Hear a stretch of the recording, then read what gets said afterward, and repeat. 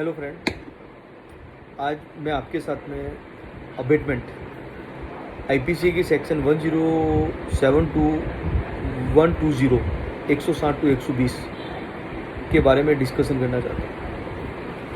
बहुत से लोगों का मेरे साथ ये क्वेश्चन है कि उकसाना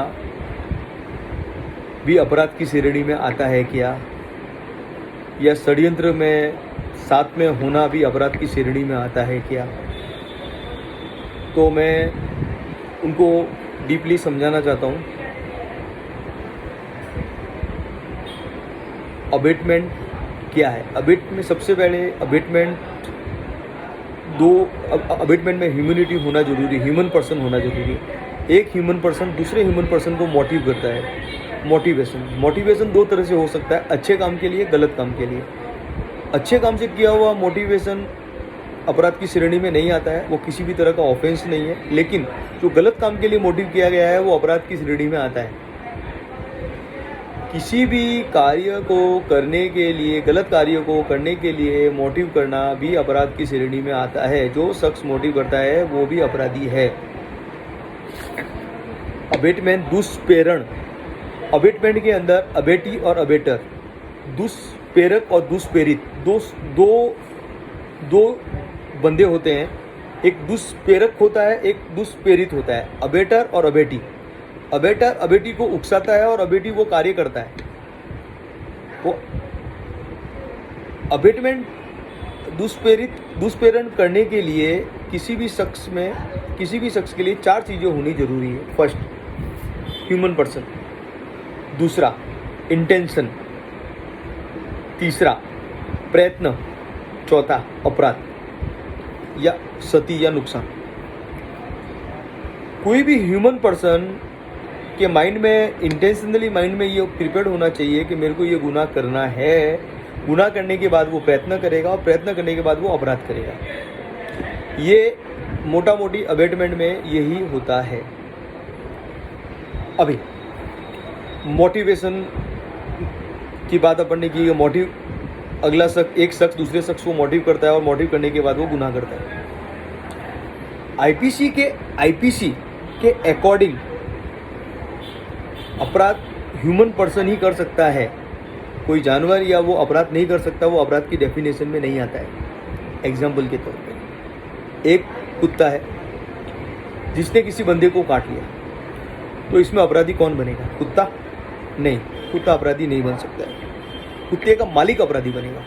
कैसे बनेगा? क्योंकि उसको मालूम था कि कुत्ता काटता है या भौंकता है, तो उसको बंद कमरे में रखना चाहिए या पिंजरे में बांध के रखना चाहिए, लेकिन उसने नहीं रखा। आपने आईपीसी में सेक्शन 289 पढ़ा होगा। 289 भी यही है। जो कुत्ते ने काटा है उसके मालिक पे 289 के अकॉर्डिंग अपराध किया है और अपराध लॉन्च होगा उसके अगेंस्ट। एक मोटा मोटी सवाल मेरे एक मिलने वाले हैं जो जजेस की एग्ज़ाम देते रहते हैं, तो वो मेरे को बोलते हैं कि अपूर्ण अपराध के अकॉर्डिंग बहुत बार क्वेश्चन आया है, अपूर्ण अपराध क्या है। देखो, मैं डीपली नहीं जाना चाहता हूँ अपूर्ण अपराध क्या है। मैं आपको एकदम नॉर्मल लैंग्वेज में ये समझाना चाहता हूँ कि अपूर्ण अपराध क्या है। ए और बी, ए ने बी को बोला कि सी का मर्डर करना है। ए ने बी को बोला कि सी का मर्डर करना है, लेकिन बी ने सी का मर्डर नहीं किया। तो ए ने जो अपराध किया है वो अपूर्ण अपराध कहलाएगा, क्योंकि ए का इंटेंशन था सी का मर्डर करना, लेकिन बी ने वो कार्य नहीं किया है, तो ये अपूर्ण अपराध है। ए जब तक साइलेंट नहीं बैठेगा, जब तक सी का मर्डर नहीं हो जाता। बी ने नहीं किया तो ई को बोलेगा, एफ को बोलेगा, जी को बोलेगा, एच को बोलेगा। जब तक अपराध नहीं हो जाता है वो अपूर्ण अपराध कहलाता है। जब वो अपराध हो जाएगा, अगर उसकी हत्या हो जाएगी तो वो अपराध में कहलाएगा। जब तक उसकी हत्या नहीं होती है वो अपूर्ण अपराध है। अपूर्ण अपराध भी कानूनी अपराध है। कई लोगों को ऐसा मानना है कि हमने इंडिया से बाहर कोई गुनाह किया और इंडिया में आके रह गए और हमारे ऊपर कोई भी कानूनी कार्रवाई नहीं होगी। वो गलत है। सेक्शन 108A के अकॉर्डिंग उसके ऊपर भी अब कानूनी कार्रवाई होगी, वो भी अपराध की श्रेणी में आता है। सेक्शन 107 क्या बोलता है कि इंटेंशन, किसी भी कार्य को करने के लिए, जैसे कि कोई भी गुनाह हो रहा है, उसमें क्रिमिनल कॉन्स्पिरेंसी हुई है, किसी ने उसकी सहायता की है, या क्रिमिनल कॉन्स्पिरेंसी, उसकी सहायता या उसको उकसाया है। उकसाना, सहायता करना या आपराधिक षड्यंत्र करना भी अपराध की श्रेणी में आता है। सेक्शन 107 में एकदम क्लियर कट बताया गया है कि किसी की भी सहायता करना, किसी को उकसाना या किसी भी आपराधिक षड्यंत्र, क्रिमिनल कॉन्स्पिरेंसी का हिस्सा होना भी अपराध की श्रेणी में आता है। अगर किसी भी अपराध को करने के लिए क्रिमिनल कॉन्स्पिरेंसी हो रही है और आप वहाँ पे मौजूद हैं, तो आप भी उसके बराबर के हिस्सेदार हो गए, आप भी उस अपराध के बराबर के भागीदार हो गए हैं।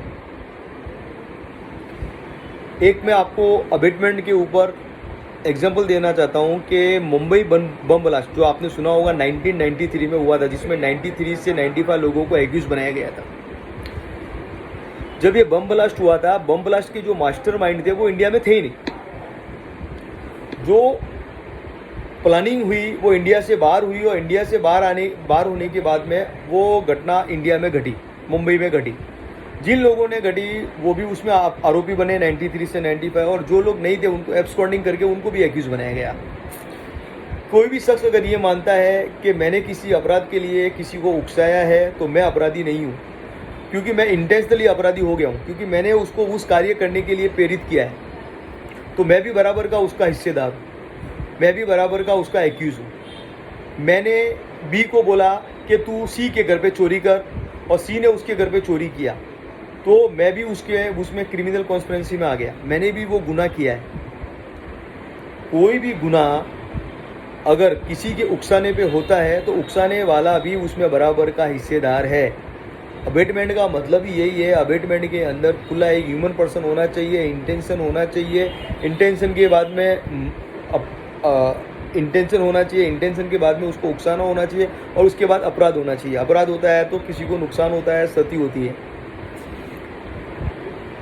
मोटा मोटी मैं आपको ये बताना चाहता हूँ, सेक्शन 107 टू 120 अबेटमेंट का मतलब ये है कि किसी भी शख्स को किसी भी कार्य के लिए मोटिव करना, उसको उकसाना अपराध की श्रेणी में आता है।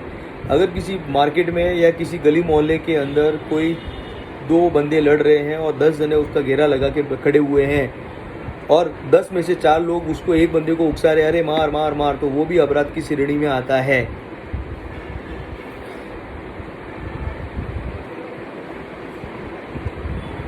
मोटा मोटी मैं आपको जो समझाना चाहता था वो आपको इजी गोइंग में समझ में आ गया होगा।